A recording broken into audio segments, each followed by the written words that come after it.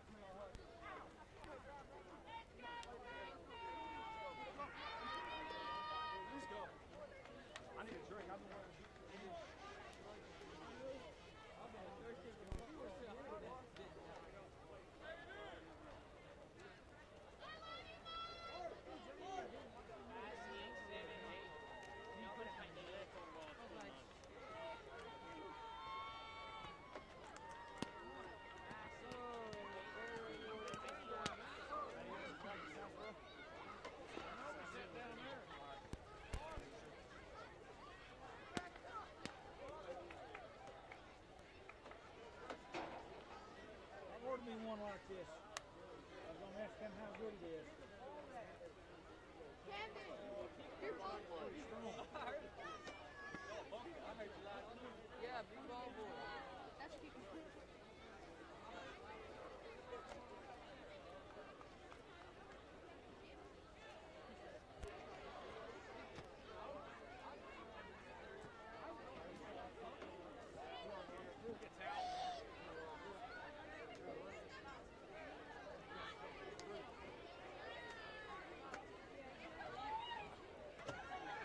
Sikeston High School would like to take this opportunity to thank South Scott County Ambulance Service for providing ambulance coverage for Bulldog football teams at all home football games. South Scott County Ambulance Service is in attendance at the 7th and 8th grade, JV, and varsity home games. Thank you, South Scott County Ambulance Service staff and personnel.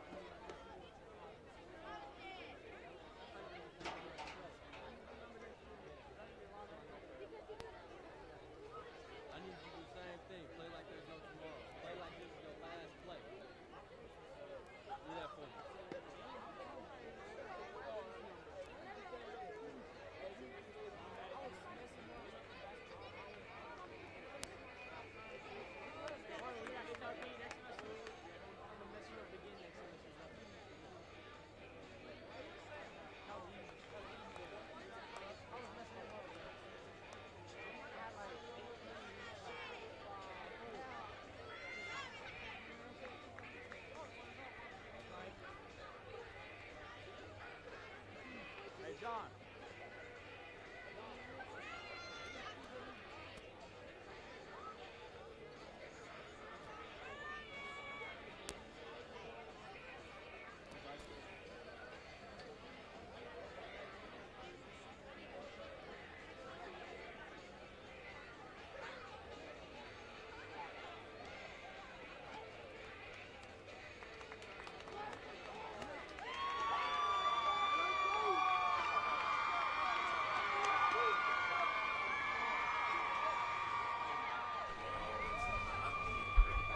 Good evening, ladies and gentlemen, and welcome to Sikeston Public School Stadium as we get set for tonight's matchup between the Sikeston Bulldogs and the visiting team from Kennett, the Kennett Indians. Sikeston comes in with a record of 3-5 on the season.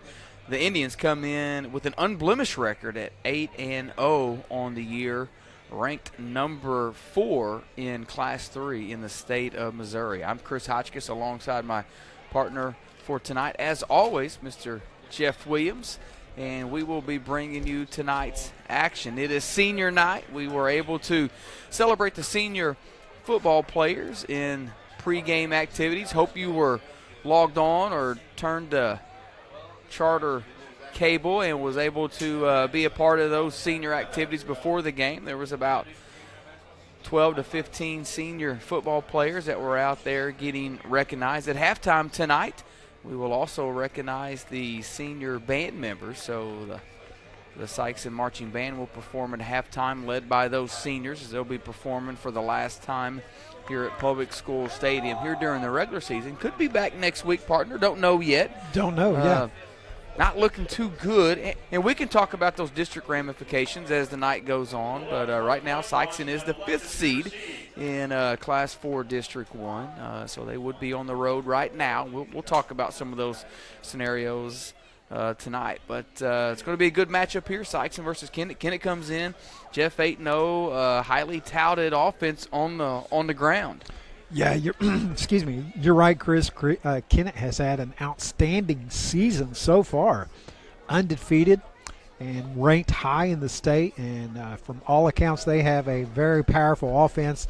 They like to keep the ball on the ground, so it's something that Sikeston's going to have to be focused on and ready to stop tonight is the running game for the Kennett Indians. They come in 2,600 yards rushing on the season as a team, over 1,000 of those by Marshavian Harrell. He's their leading rusher. He's gained 1,025 yards on the season coming into tonight. Jeff, interesting, they are a running team. I was talking to a couple of the radio guys earlier, and, they said that, we've got 4 or 5 pretty good running backs. They said we actually like to throw the ball a little bit. They said we've just been up so much in games, we definitely don't pass after the second half, or haven't had to so far. Taken at the 10 by the Bulldogs, straight ahead across the 20 to the 25, and looks like it's going to be wrestled down at about the 26-yard line, and that's where the Bulldogs will start their first possession. That was Jonathan Green on the return, so about a 16-yard return. It'll be 1st and 10 Sikeston from that spot. Bulldogs come in after a victory last week on the road. They took down New Madrid County Central 28-20. Yeah, very nice win by the Bulldogs last week at New Madrid. Gage was looking to pass, and a little corner blitz on the weak side is going to result in a sack. So Bulldogs had all their receivers out to the right side. Maybe he was going to look right and then think about running it left. They swung everybody out that side, but it was a nice little blitz by the cornerback on that right side, and nowhere for Gage to go. Second down and long. Bulldogs going to go in the power I, and we get offsides. They're going to say offsides against Kennett. So that's going to be a 5-yard penalty.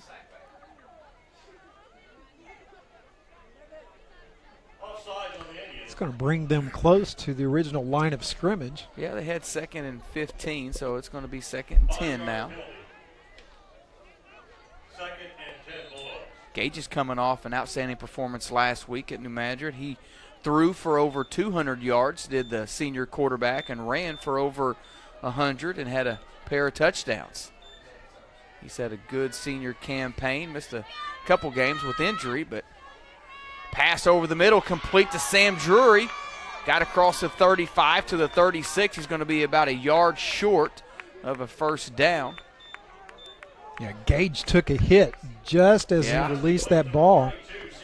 Slow getting up, but he's tough. He's going to stay in there. It's going to be 3rd and 1 after a 9-yard gain. 9-yard gain on the play. 3rd and 1 Bulldogs.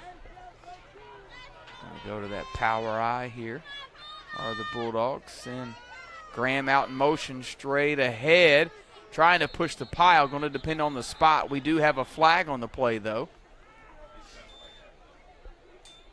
So it looks like he's going to be marked at the line of scrimmage, and it's going to be an illegal shift against the Bulldogs. Illegal shift against the Bulldogs. So you got to think Kennett's probably going to decline this as they stopped them. Going to bring up 4th and 1 and see what the Bulldogs want to do here. They're still looking over at Coach Wyatt. Now he says he does want to go ahead and decline the penalty.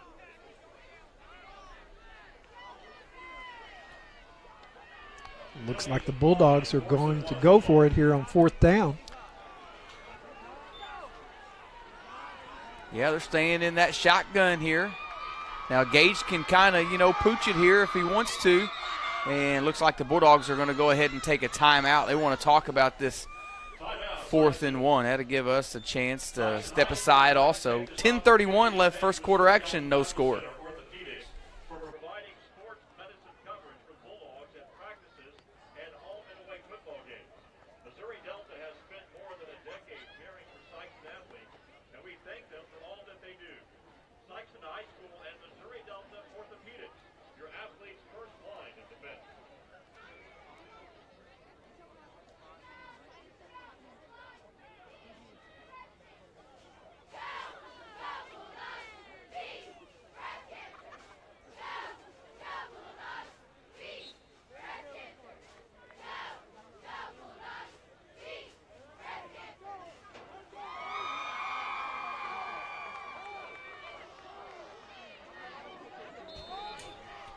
Chris Hotchkiss, Jeff Williams back here, back to live action. Looks like Sikeston is going to line up to go for it here from their own 36-yard line on 4th and 1. Gage is looking over for the play. He's got 2 wide receivers each side. Lontez McClinton just on his right hip. And the Bulldogs jump off sides, so you got to think that's going to back them up 5 yards. Yeah, now the punt team's going to come in. So both wide receivers on the far side didn't have the snap count. They took off into their pattern before the ball was snapped. So a 4th and 1 ends up being 4th and 6, and they'll be forced to punt on this first possession. Yeah, easy call for the Bulldogs here to go ahead and punt, kind of deep in their own territory. Good snap. Nice low driving kick taken at the 38-yard line, fumbled, and I think the Kennett ball carrier did get back on it. He did, so they're going to get it from their own 39-yard line. Kind of a line drive knuckleball punt there that was difficult to grab. Kennett player hit off his hands, but he did a good job of jumping on it and keeping possession for Kennett. Kind of about like you back in the day as a pitcher, right? That little knuckleball action, you throw. Didn't fool the batters, though. Didn't? No. Okay. First possession of the night for the Indians. Hand off on the sweep to the right. Cuts it up the field, met by a host of Bulldog defenders. Going to gain 1, maybe 2 yards. Nice job by the Bulldog defense. It's going to be Harrell on the carry. We'll call it 2nd and 8. They'll give him 2. Again, as we said in the pregame, Harrell comes in over 1,000 yards on the season through the first 8 games.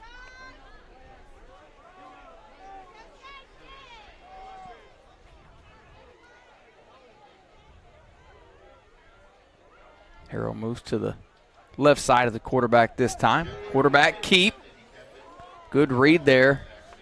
I believe that was Sam Drury. It was. It was a good read by Sam to stay with the quarterback as he had a little green space right there, but Sam from that inside linebacker position did a great job spying the quarterback. Dropped him after a gain of about 3 or 4. Brings up a 3rd, and we'll call it 3.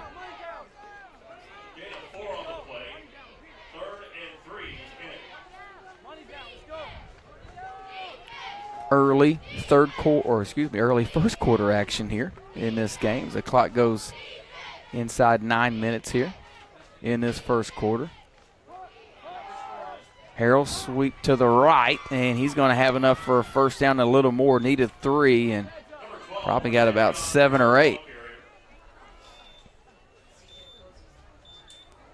C.J. Posey was in on the tackle from his cornerback position.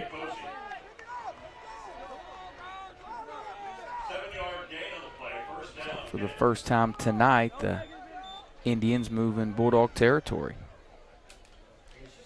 Brody Ellis is the junior quarterback for Kennett.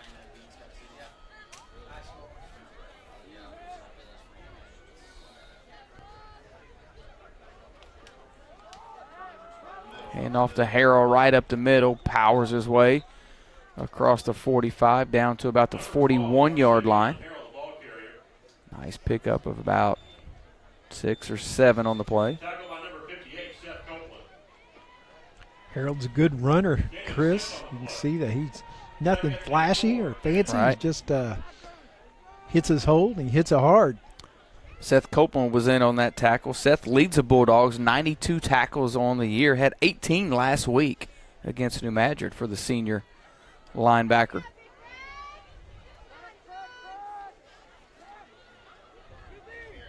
Quarterback keep right up the middle. He's going to gain a couple.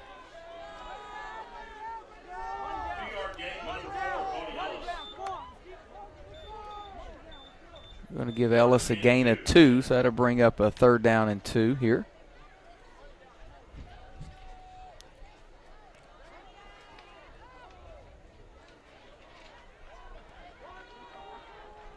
Indians come in as the favorite in this game.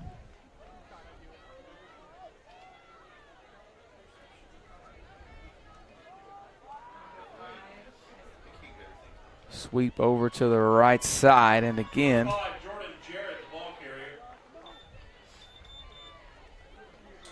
that was Jarrett on the carry. Gain of about 5 on the play.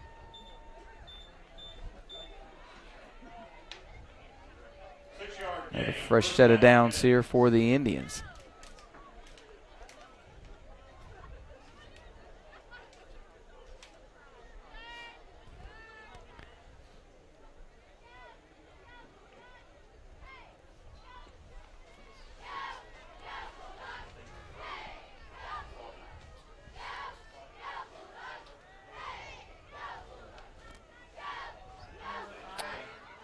Pitch out again to Jarrett.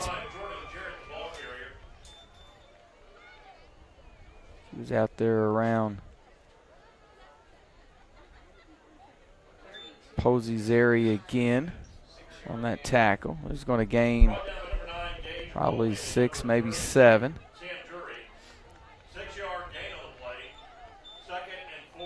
Ball control here by the Indians, just keeping it on the ground. Keeping it on the ground, chewing up the yards.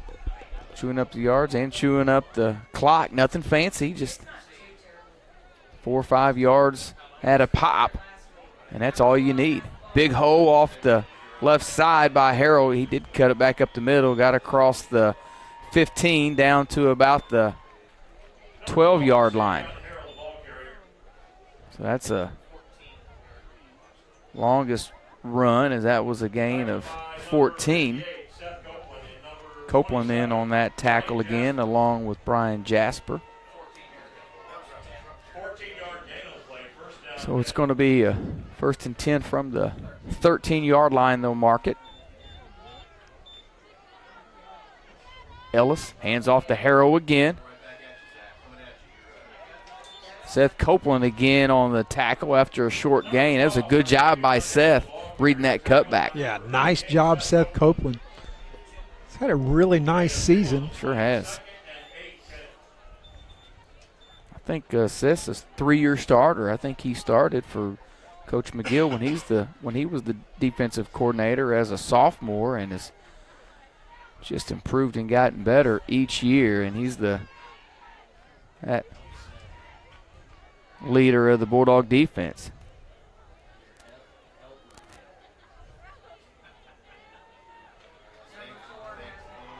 Quarterback keeps it himself, Ellis. Jasper on the tackle, Brian Jasper. No gain on the play. So it'll bring up third down, 3rd and 8. See what Kennett does on this play. See if they attempt their first pass of the game, or will they keep it on the ground?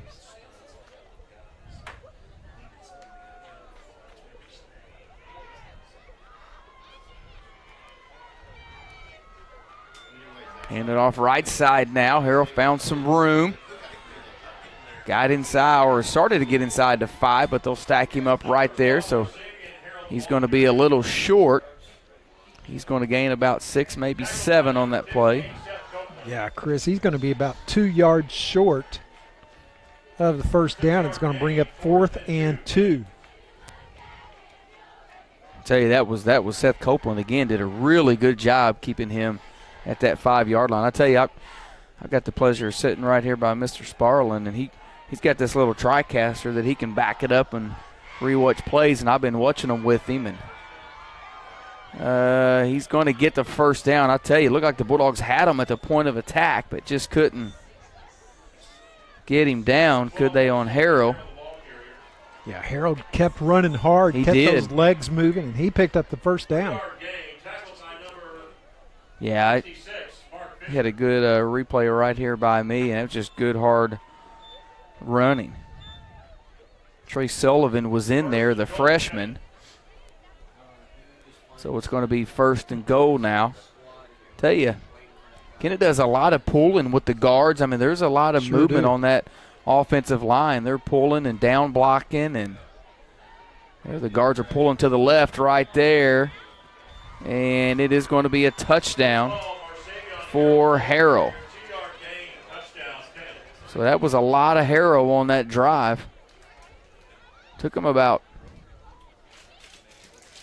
7-8 minutes off the clock, as there's 3:08 left in this first quarter. So kept the ball on the ground. Never did Ellis attempt a pass on that possession. They're going to line up in a swinging gate, and they're going to go ahead and go for 2. And he's going to walk in untouched for the 2-point conversion. So with 3:08 left in the first quarter, Kennett leads it 8-0.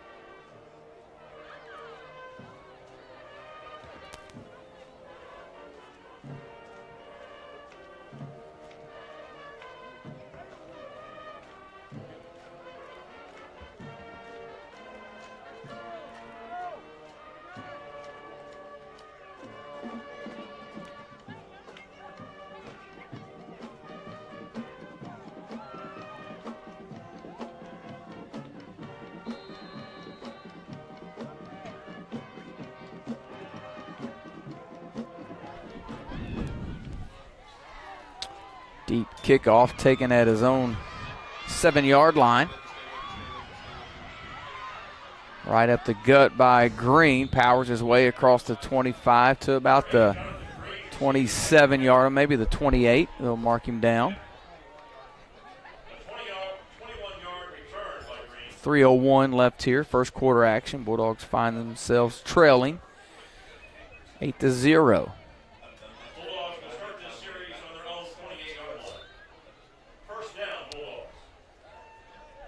Cool, rainy, drizzly night here at Public School Stadium for senior night. And McClinton wasn't able to get that, but he picked it back up. But that botched quarterback toss, that enabled the Kennett defense to really pursue Lontez. Sikeston was lucky to get it back. Lontez did a good job to pick it back up and tried to make something out of nothing, but he's going to end up losing 3. So this is what you don't want if you're Sikeston, to be in 2nd or 3rd and long, as this is going to be 2nd and 13.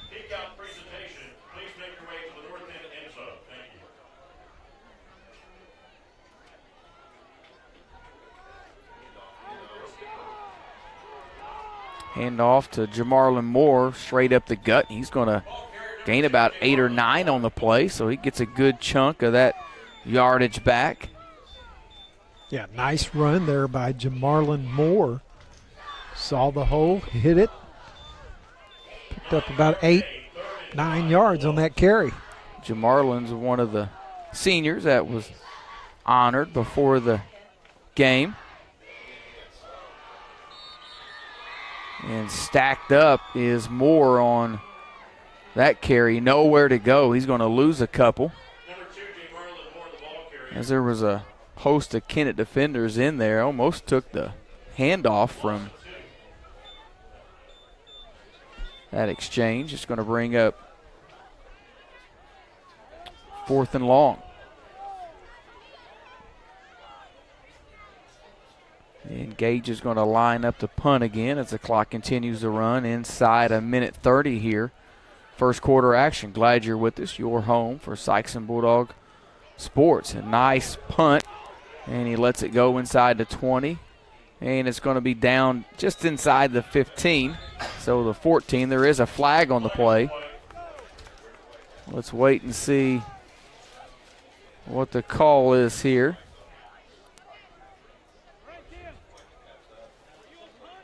It's a hold against Kennett.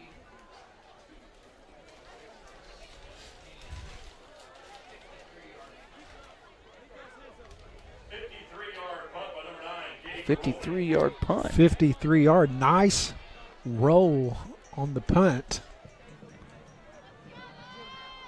And with the penalty, it's going to back Kennett up even farther. Yeah, so Sikeston downed it inside the 15 at about the 14, and then they'll mark off the hold.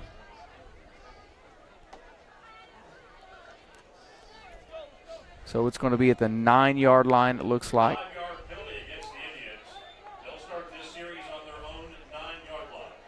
So 1st and 10 Kennett with a $1:16 left in this first quarter. It's pink out night. We'll have a presentation of a check in between the first and second quarters. And off to Harrell right up the middle.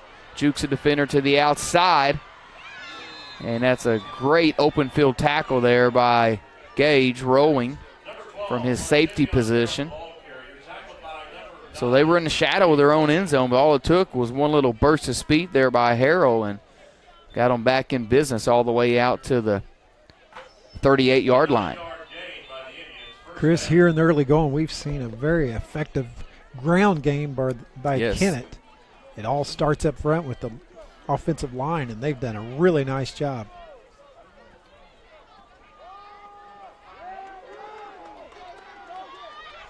Not much there on the carry by Jordan Jarrett.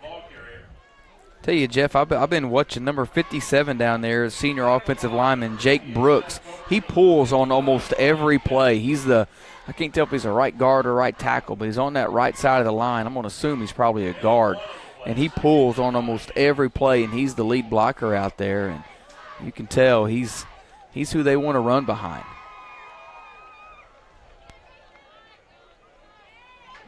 Second and 9 after the short gain, probably the last play of this first quarter, as inside 5 seconds now. Ellis is going to keep it himself. And a good job by the freshman. That was Trace Sullivan in on the tackle, and that will bring us to the end of the first quarter. So at the end of one, Kennett leads Sikeston 8-0. You're watching Sikeston Bulldog football on SPS TV.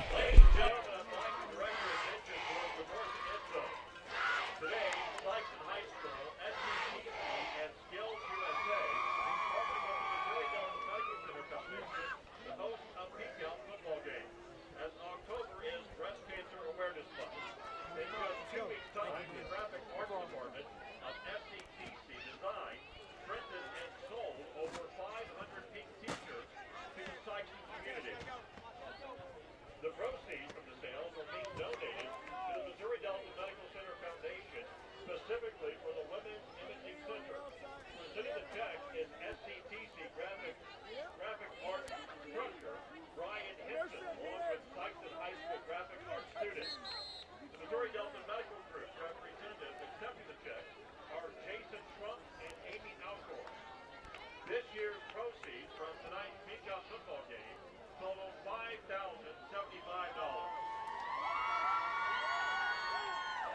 this year's total to the previous 7 years makes an 8-year grand total of $31,400.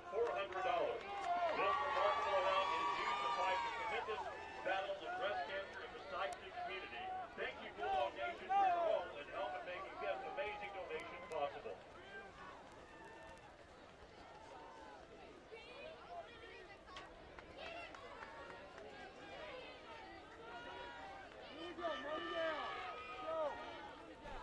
Back to live action as we start second quarter. It's going to be 3rd down and 6 for the Indians.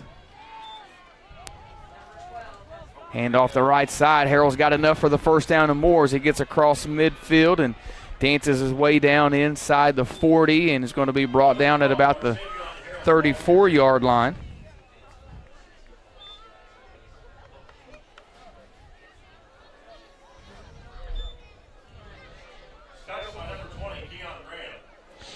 Keon Graham in on the tackle. I'll tell you, anytime, they need, a first down or, they're going to go to Harrell. Oh, yeah. And he's their workhorse out there right now. And he's a good one. First pass of the night out in the flat. And it's going to go for a nice gain. Looks like it's going to be close to a first down. I think he will have enough, and he will. So he'll move the sticks again as Williams was the recipient of that pass. It's going to gain 11. Clock stops momentarily at 11:21. That's the first pass of the night from Ellis, the junior quarterback.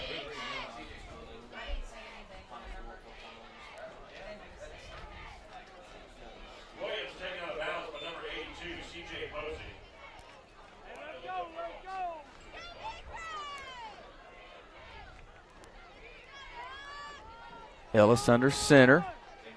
Hand off to Harrow again. Gets across the 15 down to the 14. Gain of 9. Tackled by number 82, C.J. Posey. 9-yard gain, 2nd and 1 Indians.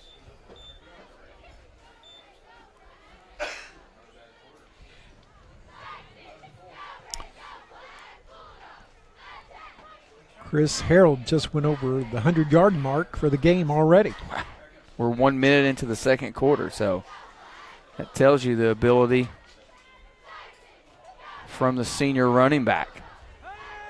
Ellis back out to pass. Got a man open in a flat, but couldn't haul it in, so it's going to fall incomplete. That's going to bring up a 3rd down and 1. Clock is stopped. 10:34 left in this first half.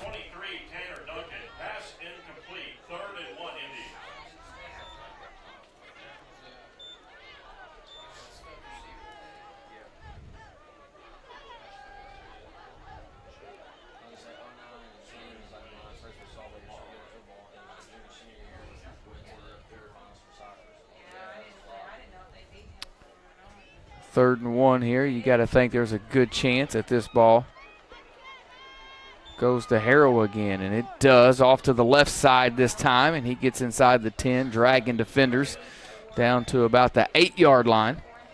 Number 12, Marsavion Harrell, the ball carrier. Tackled by number 34, Trey Sullivan, and number 54, Hunter Rudisil. 6-yard gain on the play. First and goal from the 9, Kennett Indians. Be first and goal after that gain. Kennett trying to go up by 2 scores here in this first half. Bulldog defense needs a stop right here as Harrell bounces it out to the outside, and he will go in for the 8-yard touchdown run. Say that was just good vision right there as the Bulldogs were collapsing down on the inside, and Harrell saw that, and he just took one jab step to the outside and walked in untouched from 8 yards out. Still line up in that swinging gate formation.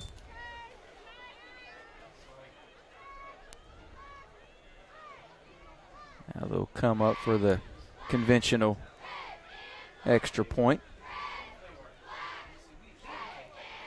Camden Pritchett is the kicker for the Indians. Good snap. Kick is up, and it is good. So with 9:50 left in the first half, Kennett leads Sikeston 15-0.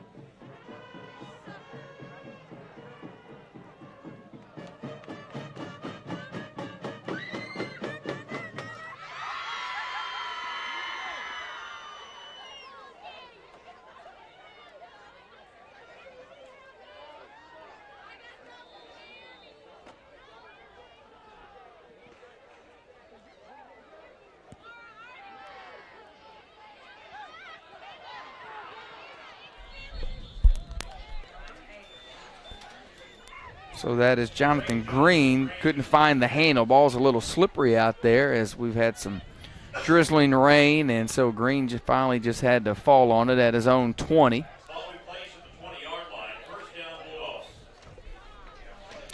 Here in the early going, I've been very impressed with this Kennett Indian team. You know, they came in state ranked, but we haven't seen them play. But the quarter and a half that I've watched, they are very impressive. Very organized, very disciplined. Well, you know, we've talked a lot. As Gage eluded the first defender, eluded the second defender. He's still on his feet, and he's going to be actually, after all that, he's going to be dropped for a 1-yard loss, as that was all Gage right there. We got the replay dialed up. So you can see Gage right there got away from the first defender. Now he's inside the 10, got away from the second, and just couldn't make a positive play out of that, so he is going to end up losing the yard. But, Jeff, what I was going to say is, you know, we've been talking a lot about the Kennett offense, and they've you know, it's been a lot of Harrell just keeping the ball on the ground, driving it down, but their defense comes in only allowing 6 points a game. So it's a pretty stout defense, as you said. Gage a dive forward to the 20, so he'll gain that yard back. It'll bring up a 3rd down and 10.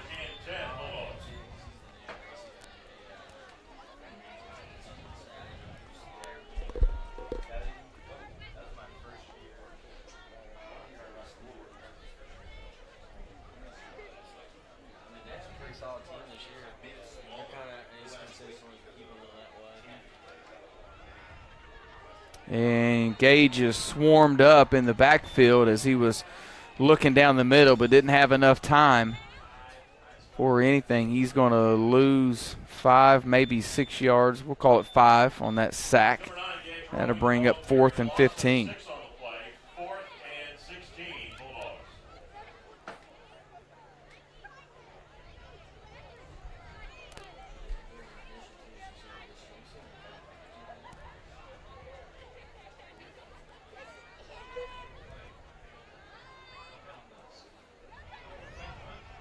And the Bulldogs are going to fake the punt.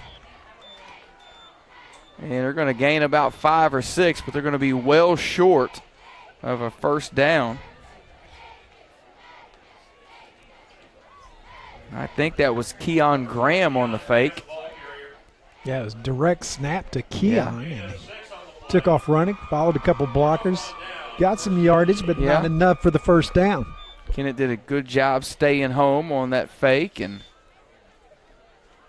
now they're in really good territory, taking over at the 20-yard line of the Bulldogs. Sikeston pulling out everything here tonight on senior night, trying to get something going with that fake punt. Ellis back to pass, and it's too high.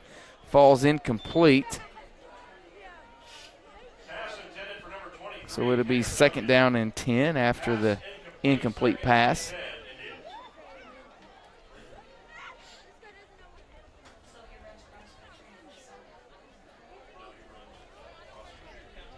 Here comes Amy Alcorn. Awesome.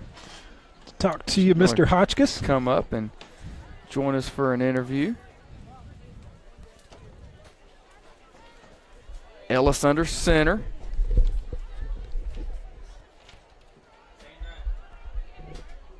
And that play doesn't go anywhere as the Bulldogs did a good job defending that play. I think it was Williams that was ended up on the carry.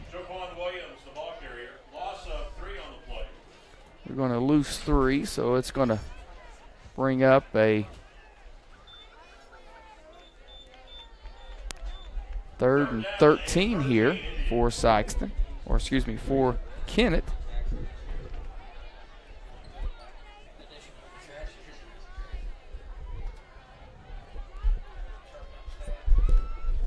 Pitch it back to Harrell, trying to get to the outside. Good job by Seth Copeland there making the tackle. They got inside the 20 to the 17, so we gained about 5 yards on the play, but it's going to bring up a 4th down. See what Kennett wants to do here, and we are joined by Amy Alcorn, the Executive Director of the Missouri Delta Medical Center Foundation. Correct. Did I get that right? You got it. Mouthful right there. We were talking about you earlier, and I almost called you Amy Scott because me and Deidre were up here, and that's what we were saying. I just about did it. You've probably been Amy Alcorn about as long as you're Amy Scott, though. So just about. Just about, and we're going to get a timeout on the field. That's a perfect timing as Kennett's going to call a timeout. It's going to give us a little bit of time to talk to Amy here. So, first of all, how long have you been the foundation director now? Just a little over 2 years. Just a little over 2 years, and this was the 8th year. I heard them talking earlier. This was the 8th year that they were able to give the check presentation, and just over $5,000 tonight. Yes. $5,075. Yes. So a total, I think, over the last 7-8 years, over $30,000. So can you tell us what that money? What are some of the things that money has went for in the past? What's it going to go for in the future? Just tell us a little bit about those dollars that are raised and give to the foundation. What do you guys do with that money to help the community? So the past 2 years, between the shirts and the breast cancer luncheon, we have been able to buy robes for the ladies who come in for mammograms. Excuse me. Awesome. We've also purchased some new paddles. They're called S-curve paddles, which are more conducive to the human body, and they're a little bit more comfortable and curved for your chest. Okay. And this year we have purchased a new diagnostic system to enhance better mammograms. And we also help the underinsured and the uninsured. Okay. 4th down here. Looks like Kennett is going to go for it. I thought they may try a field goal, but they're going to go for it. Engage rolling. Comes in and gets a stop. That's a big 4th down stop for the Bulldogs. So Kennett ended up going backwards after the failed fake punt, but the Sikeston defense held up. We see it here on replay, and Gage read that perfect. Came up from his safety position and made the tackle. Now let's march down and get us a touchdown, boys. So again, if you're just joining us, we're joined by Amy Alcorn, the foundation directors. We're talking about the pink out here tonight and the money that was raised. So I know, talk a little bit about what does it mean to you that Mr. Henson and his students care about the foundation, care about this breast cancer awareness. What's it mean to you that the students put in that time and that work in order to give back to the hospital? I am very grateful for the kids and for Brian and for the Sikeston High School to be able to put themselves in the position to help us and give back to the community. I think giving back to the community that has given so much to the school and the hospital is awesome. It's very generous, and we just appreciate everything from the volunteer hours that they put in at the luncheon to selling of the T-shirts and giving back. So talk a little bit, we had the check presentation earlier. You've referenced the luncheon, a couple different times. So what are the different activities? Are those the couple main activities that take place during this month, or what other are there other activities that take place? That's really it. So we sell the T-shirts beginning the end of September through October, and we sell them all month. We sell them at the Breast Cancer Luncheon, which is usually the first or second Tuesday in October. It has been at the First Baptist Church across the street from the hospital the last couple of years.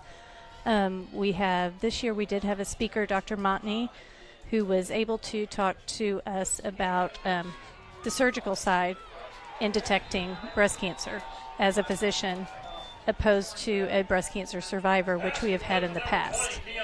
Keon Graham with the reception. That's a big first down for the Bulldogs. They'll move the sticks as he's taken down at the 34-yard line. So I know, can you talk about, the foundation, gives to a lot of different areas. So talk a little bit, what are other ways that you guys as a foundation raises money? I know we're focused on breast cancer right now, and we're talking about the pink out, but outside of this, what are some other ways that you raise money throughout the year? Okay.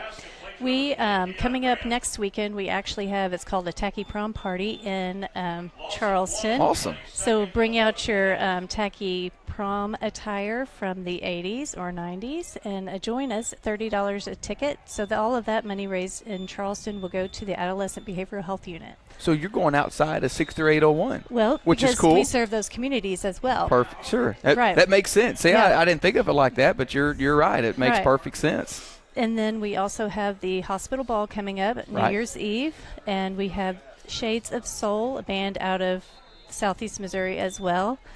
And the money raised from the hospital ball will also go to the Adolescent Behavioral Health Unit. I'm going to assume probably hospital ball stuff should be coming out pretty soon. It has come out. It has. Okay. Everyone should have gotten it. Okay. Now, I will say sometimes we do have issues with the mail getting to the destination. Jennifer could have checked the mail very well, because there's a very good chance she checked it and got it and hadn't told me yet. Well, and if not, you contact me at the hospital, 472-7525, and we can get you a ticket. You'll get me a ticket or anybody else that's watching, right? Exactly. No, that's always a good time. I always enjoy going, on New Year's Eve and supporting the foundation and the hospital. Those dollars go to very worthy causes, and I know that's a lot of work for you and your committee. It's not just you. There's a whole group of. There's a whole slew of us that put a lot of time and effort into it, but it's always worth it, and the benefit at the end outweighs the time that we put in for sure. 3rd and long here, and Gage is backpedaling, going to be sacked, and that's a big loss, and it's going to bring up a 4th and long, and the Bulldogs are going to have to punt here. So if you're somebody that's, tuned in at home, you're watching the game here tonight. It was chilly and cool here tonight, kind of misty or rain earlier. I don't think it's raining right now. It's kind of stopped, hadn't it? But, a little chilly. Yeah, still a little chilly out there. But this is football weather, right? I think it's football weather. But there are folks that are going to stay home, and they're going to watch it on TV instead of coming. Low line drive by Gage. A pretty nice punt there. Taken at the 30. Gets across the 40 to the 50. Come on. Inside Bulldog territory. Still on his feet and finally taken down at about the 25. I think we had maybe a little bit of a late hit as a couple flags come in there. But if somebody wants to get involved with the foundation, what do they need to do? Just give me a call. I mean, we have anything from volunteer, hours that people can help, and time-wise or monetarily. We appreciate anything because everything does matter, the time and the money. Okay. Anything else you'd like to add that we didn't cover? I would just like to thank the school and the community for always supporting Missouri Delta Medical Center because, to have a strong community and bring businesses and industry into the community, you have to have a strong school system and a successful hospital, and I think we have both. Yeah, I couldn't agree with you more. And, I know you're involved in the community. You believe in this community. You grew up here and came back to raise your family. Your husband serves on the school board, and he believes in this community also. And, since I got you up here and we got a little bit more time left, just over 2 minutes left here in the first half, I was actually at home last night after going to that battle for the what do they call it, the battle for the diamond or whatever. I think that's it. Yeah. And I was at home last night thinking, man, there was some cool stuff going on in our community this week. You had the pink out here tonight. I knew you were going to be getting the check. Right. You had that last night. They were, raising some food and some money for the Bulldog Pantry. The baseball team got together with the softball team, which was an awesome event. It sure was. It was fun. And they were supporting each other. Yeah. No matter who won or lost, they were in it They were in it for the community, for the Bulldog Pantry. You had Brent Trankler earlier or yesterday got the $100,000 check for SETC, $30,000 for himself and $70,000 for the program. And then Brent Mullen yesterday was recognized as one of the Missouri heroes, and so I was just like, that's wow. Wonderful. What a lot of good things happening. There's no doubt about it. A lot of good things happening in and around the community. So just thank you for your effort in making this community a better place and everything you do. I'm happy to. For the foundation and for our surrounding community. So we won't keep you up here anymore, but appreciate your time, and thanks for everything you do. Thank you. We appreciate it. Good to see you. You too. Thank you. 2:20 left. First half action. Kennett still leads 15-0. Sikeston defense trying to step up again and hold Kennett to this 2-score lead. You don't want them to score again before the half. They're going to hand off to Harrow again, and as soon as I say that, he breaks free, but that was a touchdown saving tackle by Keon Graham. There is a flag on the play. We'll check and see what the call is here.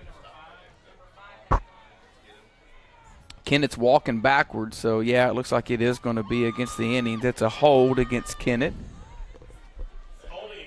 So that's going to back them up from that spot of the foul. 2 minutes exactly left in this first half.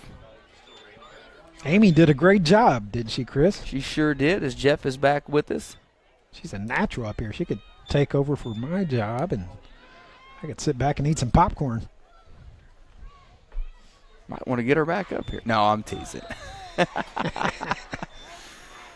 So it's going to be second down after the hold. So that wipes away a big gain. It still ends up being a gain of 4, but could have been a lot more than that. And Harrell gets free again, breaks numerous tackles, spins his way down to about the 15, and that's where he'll be stopped with another big gain.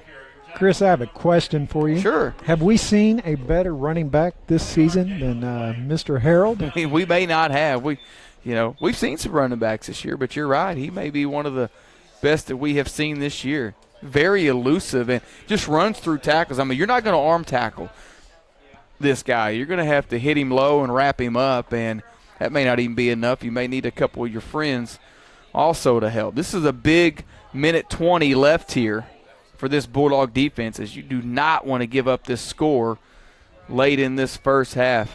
Kennett does have 2 timeouts left, as there's a 1:10 left and counting here in this first half. So they've got enough time, as they're already inside the 10 down to about the 7. It's going to bring up second down and 2.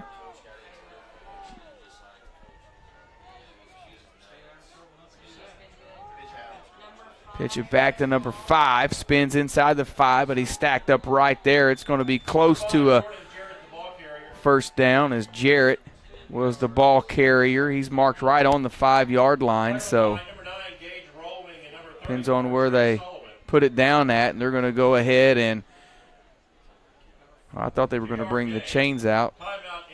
They are going to bring the chains out, as Kennett's going to take a timeout. Didn't talk about this while we had Amy up here. Lontez McClinton looked like he hurt that ankle a little bit. I saw him down on the sideline, but didn't want to interrupt Amy. But Lontez has been over here talking to the trainer on the sideline. He's been running back and forth trying to get that ankle back loosened up. Looks like he's running okay down there on the sideline to me, Jeff. I don't know if you've paid much attention to that, but I have not. It looks like he's kind of trying to work it loose. See if he can put much weight on it. He's stretching it out a little bit, talking to the trainer. 45 seconds left in this first half. And it was enough for a first down, so it's going to be 1st and 10 for Kennett as they burned a timeout there, so that's going to take them down to one timeout left in this first half. Yeah, the ball's just inside the 5-yard line, so see if the Bulldog defense can get a stop here. And off to Harrow up the middle, and he's going to barrel his way in for the 5-yard touchdown run. Ball carrier, 5-yard gain, touchdown Indians.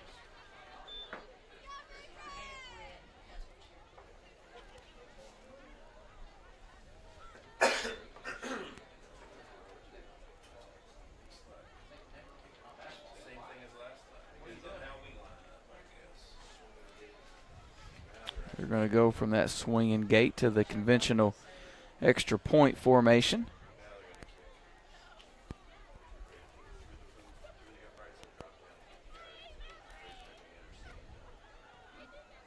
The kick is up, and it is good. So with 45 seconds left in this first half, Kennett leads it 22-0. So the Indians will kick off here to the Bulldogs, and they'll try to do something with not much time left here. I tell you, Sikeston, if they need a good return at any point in time, it's right here. Only 41 seconds left, and this is when you need to bust a long one here and try to do something in the last minute of this first half. Kennett comes in with a record of 8-0, ranked in the state in Class 3. I believe they're number 4. It's either number 4 or number 5. They're ranked in the state with their undefeated record.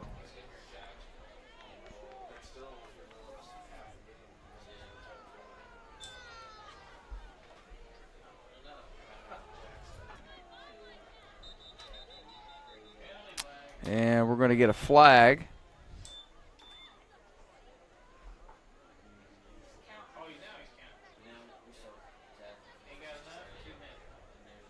So he was counting players over there. I think I count 12, but I could be wrong. Yep, they had 12 men on the field. So they're going to have to bring one off, so that's going to back them up 5 yards. So instead of being on the 40, it's going to back them up to the 35. So a little closer here. See if we can get a running start here at this and get us a good return. He's kicking into the wind. There's a north wind out tonight. Taking at his own 27, trying to bounce it outside. Got to the 30, to the 35, and it's going to be taken down at about the 40-yard line. So 35.6 seconds left. The Bulldogs are on their own 40. Let's see if they've got enough left in the tank here in the last 35 seconds to try to get a score before this first half closes out.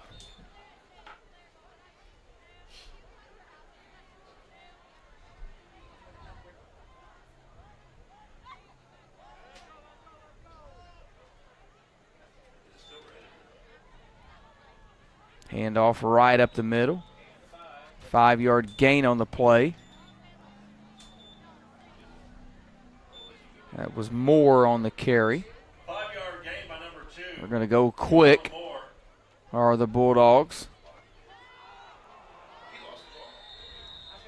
And I think he fumbled, and Kennett recovered. They did. So 13 seconds left, and it's a fumble by the Bulldogs, recovered by the Indians. Kennett has one timeout left in 13 seconds. They may take a couple of shots here, up 22-0. Or they may just come out and take a knee on it. I don't know. They will get the ball to start the second half, will the Indians. See what they're going to do. Ellis under center. And we get a flag on the play. It's going to be false start against Kennett, so I had to back him up 5 yards.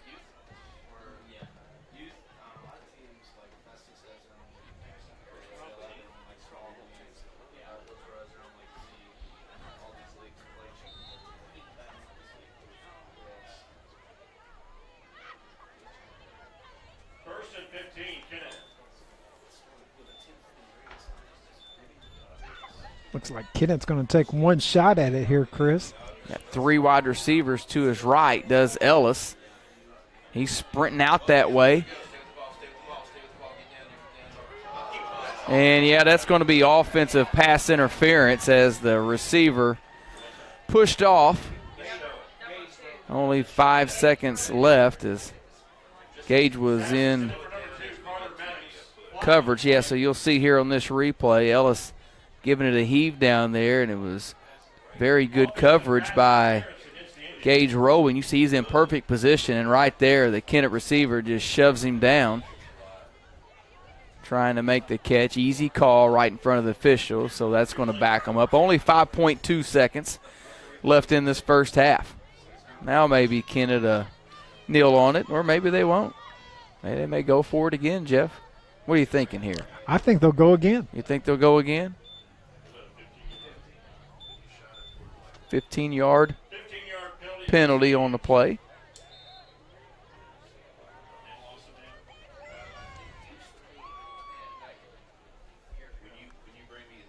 Or they might just hand it off to Harold.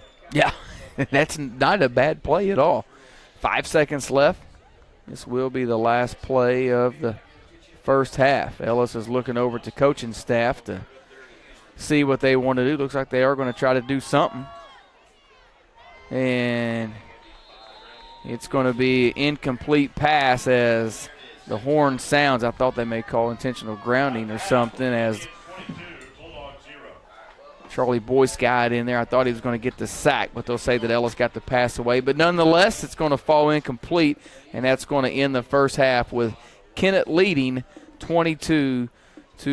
It's senior night here, and we're going to get a performance by the Sikeston High School Marching Band and then a little special recognition for the senior band members. So we'll step aside and for your halftime entertainment by the Sikeston High School Marching Band.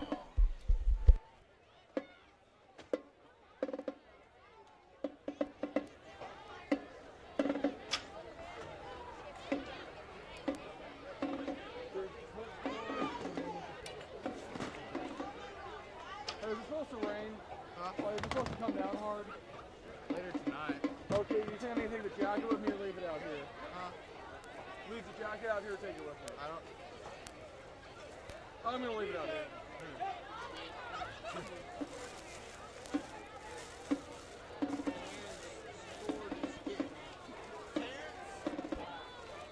Make it your job. You did that.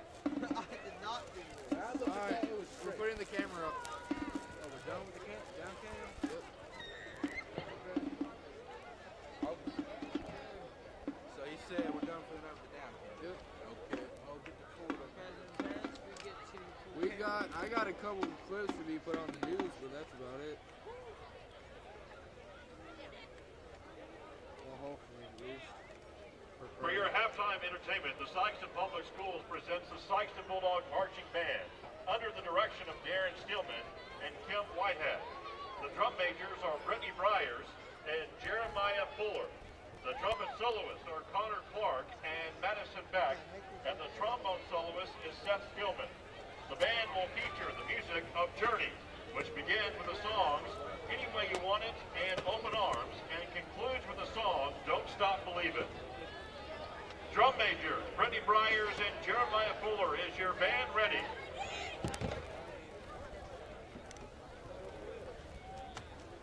You may take the field in exhibition.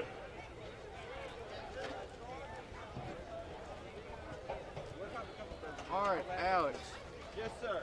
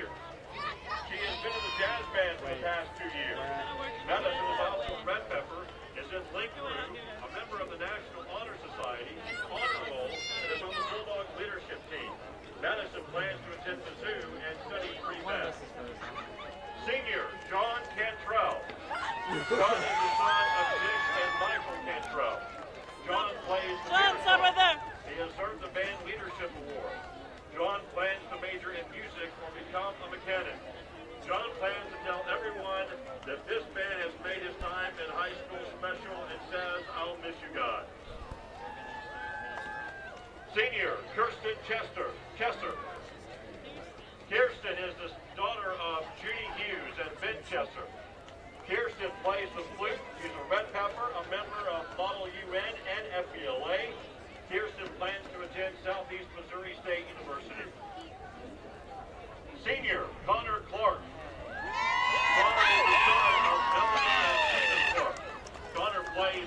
trumpet and has served as section leader and a member of band council and has been in jazz band. He performed in a trumpet trio that has earned a 1 rating in district solo and ensemble contests for the past 2 years and has earned a silver medal at state contests both years. He also received a 1 rating on his solo last year and qualified for state.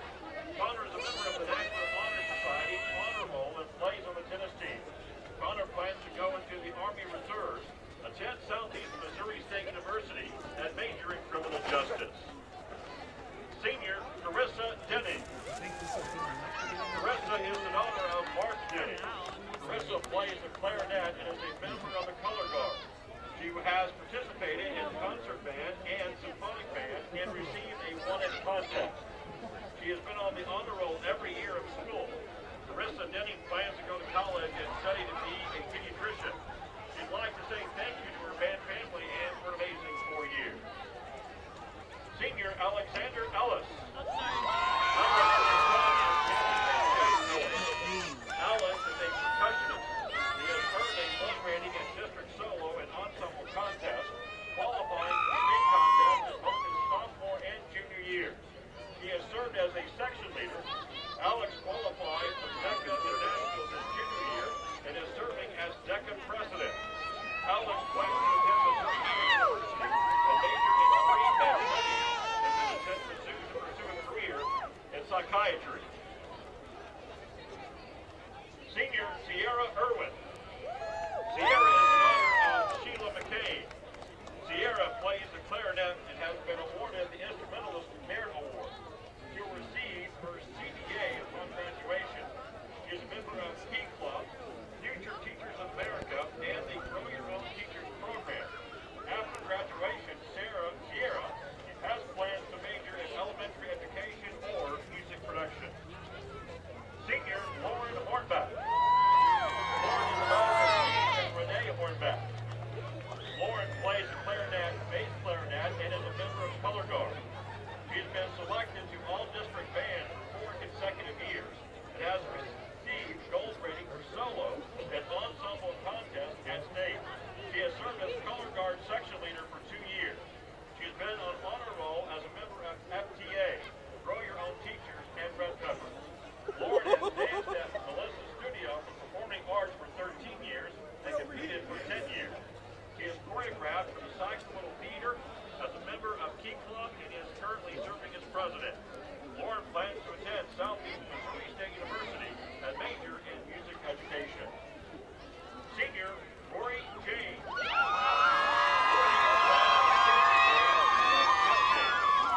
She is a percussionist and has received a 1 rating in district solo and ensemble contests. She's a member of band council. She's a district speech and debate dramatic interpretation winner and state qualifier. She attended Missouri Scholars Academy and Missouri Girls State. She is the senior class secretary, is the Red Pepper secretary, National Honor Society Service Project coordinator, and co-editor of the yearbook. Rory plans to attend Mizzou and major in political science and then attend law school. Senior Hannah Manning. Hannah is the daughter of Randy and Rodney Manning. Hannah plays the flute and has served as section leader for 3 years. She has been a Red Pepper for 4 years and is a member of the Junior Board of Directors for First State Community Bank. Hannah plans to attend Mississippi State University and study veterinary medicine. Michaela Phillips. Michaela is the daughter of Heather Phillips and Billy McCoy. Michaela plays the clarinet. She has earned the Leadership Award and is on Bulldogs Honor Roll. She is going to continue to play her clarinet in college. Michaela plans to attend Southeast Missouri State University and major in social work and criminal justice. Nicole Ponder. Nicole is the daughter of Wendy and Brandon Chidester. Nicole plays the clarinet and has served as a section leader for the past 3 years. She is also a member of National Honor Society, Link Through, FCA, Skills USA, Key Club, Red Peppers, Honor Roll, FTA, Grow Your Own Teachers, and Girls Soccer. She has served as secretary for FTA and class leader for Skills USA. Nicole will be receiving her CDA upon graduation.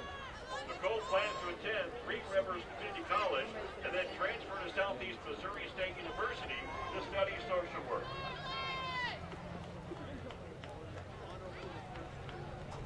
Denasia Robinson. Denasia is the daughter of Shamika Robinson. Denasia plays the clarinet. She was a part of the symphonic when receiving a 1 rating. She is a member of Link Group, FBLA, Bulldog Honor Roll, Science Olympiad, Tea Club, Red Peppers, and National Honor Society. Denasia plans to attend Missouri State University to major in nursing and minor in biology. Denasia plans to continue playing her clarinet in college and says that she has had an amazing 4 years in band. Macy Robinson. Macy is the daughter of Brian and Rachel Robinson. She plays alto sax. She received a gold medal for a saxophone quartet at state music contest last year. She has served as a section leader, a member of National Honor Society, and a student body vice president. Macy plans to attend Missouri State University and major in early childhood education. She would like to say that band has been such an important part of her high school experience, and she is so thankful for all the people that she has met because of it. And to follow her fellow band members, I'm always rooting for you guys. Cameron Schlosser. Woo!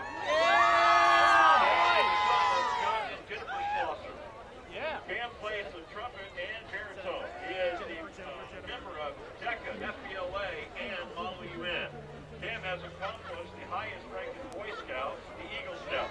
Cam plans to attend Southeast Missouri State University and study biomedical science. He would like to say thank you to all my friends and family for shaping me into what I am today. A huge thanks to my parents and grandparents for pushing me to do my best. I can't tell you how much you mean to me. Steph Stillman. Steph is the son of Darren and Jennifer Stillman.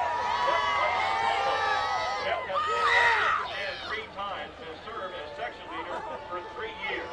He has served on band council for 4 years and received multiple 1 ratings at district solo and ensemble contests. He has earned both bronze and silver medals at state music contests and has been lead trombone in jazz band every year.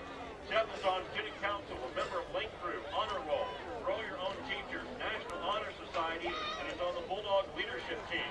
He's also been on Model UN. He is a 3rd-degree black belt in Taekwondo and is the captain of his sparring team.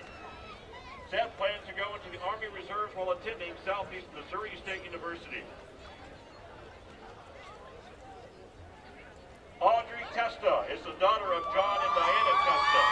Audrey plays the flute. She received a 1 rating at her flute trio at district solo and ensemble contest and a silver medal at state music contest. She has received the Instrumentalist Musician Award 2 times and has earned other awards, including Honor Roll, and earned multiple art awards. Tyler Ward is a son of Jennifer and Roy Ward. Tyler plays the trumpet and also learned to play the baritone and French horn. He is a member of Link Crew and plans to attend college to study mechanical engineering. Hannah Yan is the daughter of Matthew and Mary Prius. Hannah plays the flute and is a member of the Color Guard. Hannah has earned a 2 rating on solo, earned a 1 rating as well, and has earned a silver medal at state solo and ensemble contests. Hannah plans to go to college and study psychology and sociology. Haley Byers, Haley plays the trumpet. She has served as section leader and performed a trumpet trio that has earned a 1 rating in district solo and ensemble contest for the past 2 years and has earned a silver medal at state contest both years. Haley is a member of Student Council FBLA Jazz Band and Grow Your Own Teachers. She holds office for World Language Club. Haley plans to enroll in the Army Reserves and attend Southeast Missouri State University. Thank you to all of our senior band members.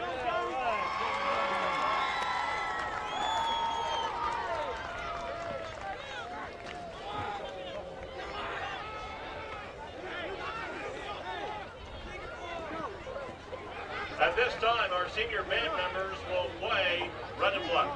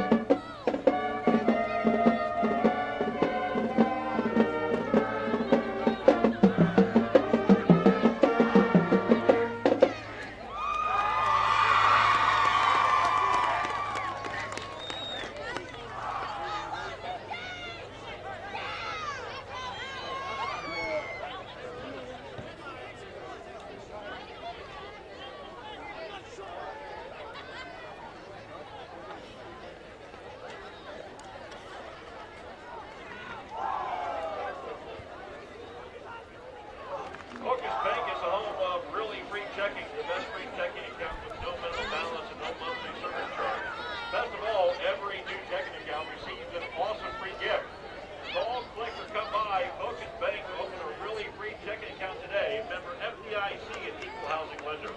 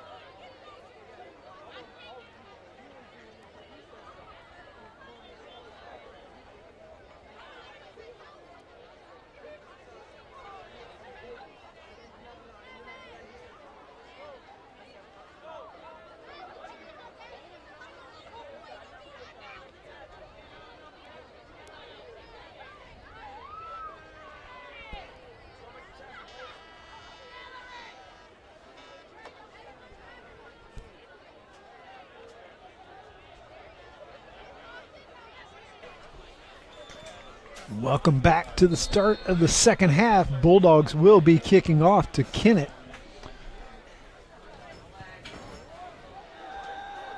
Kick will roll into the end zone. Nice kickoff right there Yeah, by man. Dylan Thornborough, the Soccer player Yeah. / football kicker. Dylan, a sophomore soccer player, boots it into the end zone. Got a strong leg. I talked to Dylan a few weeks ago and asked him, how he's liked coming out here and kicking on Friday nights, and he gets fired up for it. He enjoys it. Sikeston's had a few of those in the past. They have. Dual soccer football players. Kennett will take over on the 20-yard line, up 22-0 here in the third quarter. A handoff to the running back, number 1. Yeah. Williams is the ball carrier. I think that was Gates that came up and got the tackle from his safety position. Looks like he's holding his hand a little bit after he made that tackle. Looks like it's his right hand, too, a little bit that I see him holding.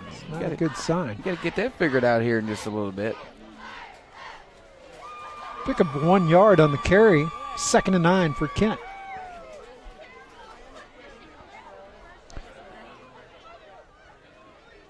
And Harold, running back for Kennett, who not sure how many yards he picked up the first half, but we think around 150 yards or so. Yeah, just over 150, I think. He had over 100 early in that second quarter. Ended up with around 150. Brings up 3rd and 5 for the Kennett Indians. Tell you, it's a big third down right here. Down 3 scores. Be nice if the Bulldog defense could hold them. Nice job by the Bulldogs right there. With Seth Copeland. Sikeston said they came away with it. Sam Drury had it in his hand and was running the other way, but they said the ball carrier was down.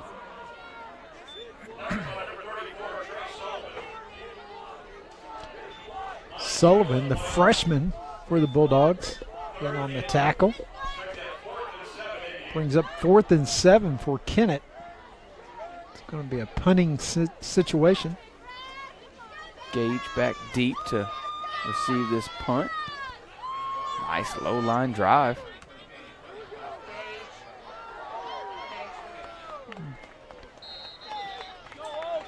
Gage fielded that punt, squirmed around and picked up 2 or 3 yards. It's about midfield.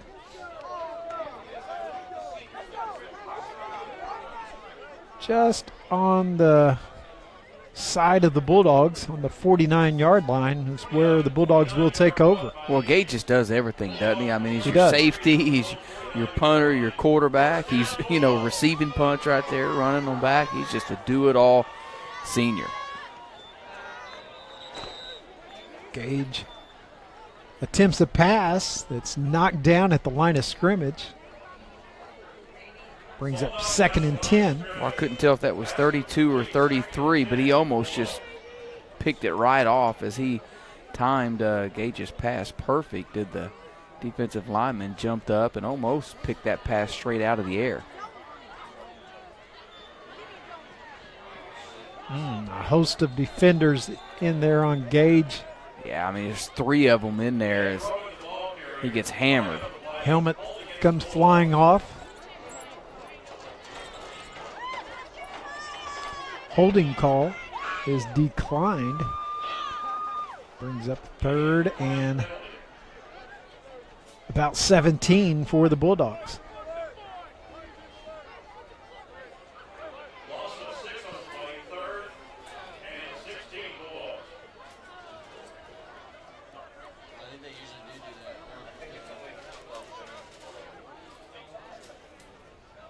So Gage's helmet came off, and they are going to make him come off the field. They were talking about it. Sikeston coaching staff is saying that it got pulled off, that he should be able to stay in, but the referee's going to say, no, you got to switch him out. Okay. Heckmeyer enters in as the quarterback for the Bulldogs. 3rd and 16. Tough position here to put the freshman in. And he's throwing it. Incomplete. Well, that was Keon Graham, and it went in and off his hands as he was open. It was a pretty good pass by Heckmeyer, the freshman quarterback. Just Graham couldn't bring it in for the reception. Yeah, Heckmeyer, nice pass. He had a couple of defenders right there in his face. Just could not connect with Keon Graham. Keon Graham, one of those 12 or so seniors that the Bulldogs are going to lose this year. Jamarlin Moore, Gage Rowling, a couple more.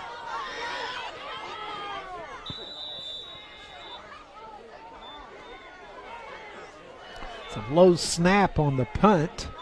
Gage was able to pick it up and get it away just in time before the defense could get a hand on it. Marked at the 40 of Kennett. I think that's a little pretty generous spot, actually. Yeah, for the I Bulldogs. agree. We'll definitely take that. Peek out night here tonight. A nice visit earlier by Amy Alcorn, the executive director of the Missouri Delta Medical Foundation. Thanks to her for coming up and everything that the foundation does for the fight against breast cancer in and around our community. It's Mersavian Harold on the carry. Picks up a 5. We've Well, called his name a lot I tonight. sure have. He's a workhorse. As Hunter Rudisil got the tackle for the Bulldogs. Hunter's a junior, 6'4", 250-pound lineman. Seth Copeland had to come over to the sideline for this play. I don't like that. He's not out there on this 2nd and 5. Boy, and Brian Tim stands him up, Wow. didn't he? Sure did. Nice tackle by Timms.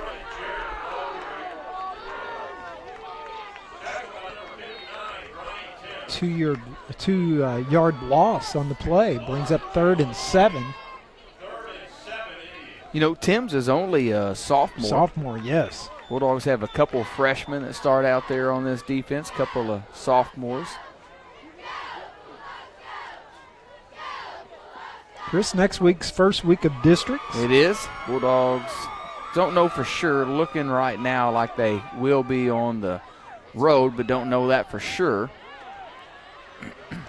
Harold breaks one out to the outside. He's down the sideline. He's going to go all the way in for the touchdown. No flag on the play.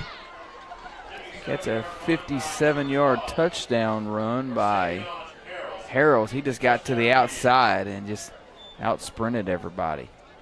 We had not really seen that speed yet tonight. No, been more of a power run. He displayed it right there. That was a nice run. Sure did.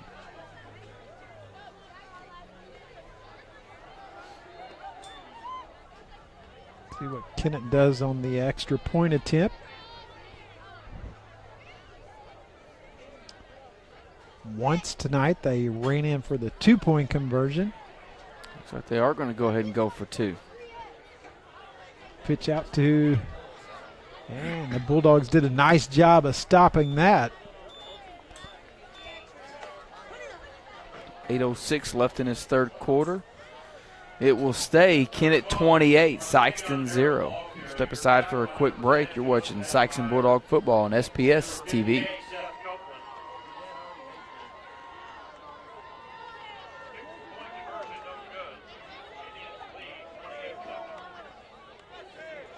Self-Insurance Agency is a proud sponsor of Sikeston High School football and wants to serve all your insurance needs. And St. Francis Healthcare is pleased to welcome Ferguson Medical Providers, colleagues, and patients into its St. Francis family. Healthcare has been used since 1959.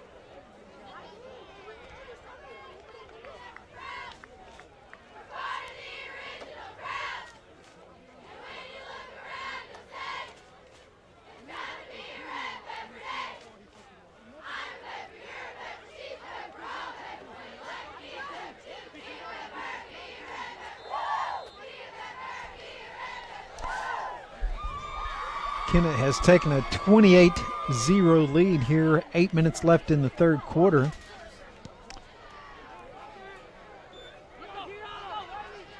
Kickoff is taken at the 19 and still going. I'll say it pushed a pile forward to about the 35. It's Keon Graham on the kickoff return. And the Bulldogs will take over on their own 35, see if they can get something going here. Kennett defense has been very impressive. Have not given up many first downs at all. Jeff, you mentioned next week being the first round of districts. Right now, if the standings ended the way they were, Sikeston would travel to Hillsboro's. Hillsboro's number 4 seed right now, and the Bulldogs the 5 seed. Lontez McClinton on the carry. Pickup of about 5 yards. Still a lot could happen tonight with area scores. Right now, Festus, Hillsboro, Sikeston, and DeSoto all are separated by less than 2 points in those district standings. So that 3 through 6 seed could shuffle quite a bit depending on tonight's matchups. Gage is scrambling. He's got 3 defenders on him. He picks up some yardage. He picks up the first down. He's still going strong on the left sideline. One of the biggest gains of the evening for the Bulldogs. Well, a nice scamper there by Gage. See if we can get that dialed up here on replay. Yeah, we can. So you see Gage eluded a couple defenders right there, and then when he got out into the open field was just able to get it to the outside and had a nice pickup there. Great camel work by our students. Ball is on the Kennett 35-yard line. Gage keeps it, and he runs up the middle. May have got back to the original line of scrimmage. We'll see.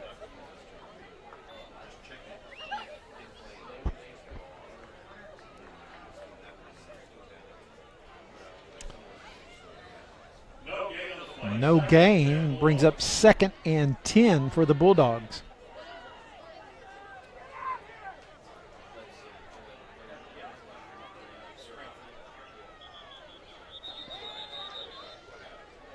Got a whistle. Let's see. Flag down. Flag on both sides down. Looks like they're pointing against Kennett. It is going to be offsides. Offsides on the Indians. That'll be free 5 yards. Bulldogs need something positive here. Ball is on the 30 of Kennett. Farmington leads Park Hill Central at the last check, 28-7. Farmington number 1 in Sikeston's district. McClinton up the middle, running hard. He may have picked up the first down. I think he did. It's going to be close, but yeah, they are going to say he had enough for the first down.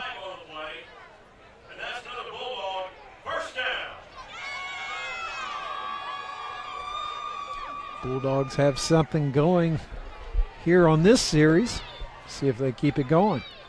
Midway in this third quarter, 6 minutes to go exactly. Pass falls incomplete. Boy, Jonathan Green couldn't haul that in. He was right there, but just off his fingertips, couldn't corral it. 2nd and 10 for the Bulldogs.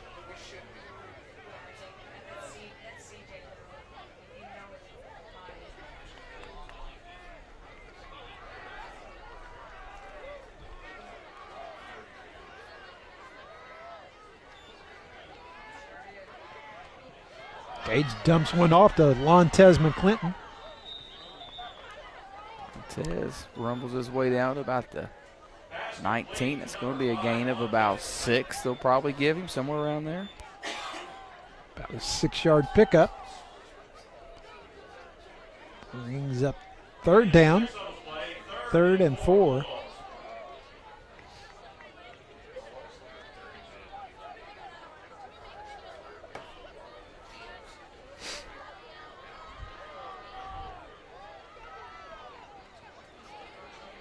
McClinton running hard up the middle. Picked up a few yards. Doesn't look like he got the first down. Now they're going to mark him just short of the 15, so it's going to be 4th and less than a yard here.